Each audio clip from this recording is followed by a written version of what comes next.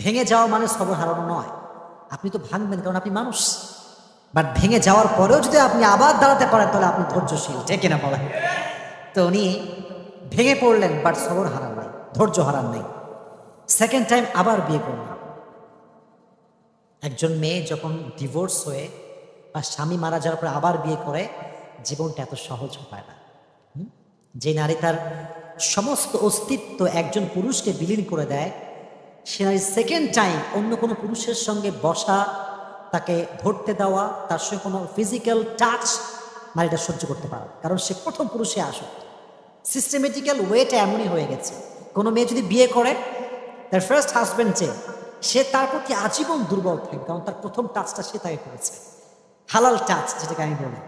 তো নারীদের এটা অনেক বেশি কষ্ট হয়, সাফার করে নারীরা। মনে রাখবেন, স্পর্শ নারীর জন্য বেশি সেন্সিটিভ পুরুষের চাইতে, কারণ পুরুষের যে ভার্জিনিটি, এটা নারীর চাইতে বেশি দামি নয়। আল্লাহ নারীর সতীত্বকে যে সম্মান দিয়েছে, সে সম্মান পৃথিবীর কিছুকে আল্লাহ তাআলা দেয়নি। সুবহানাল্লাহ পড়ায়।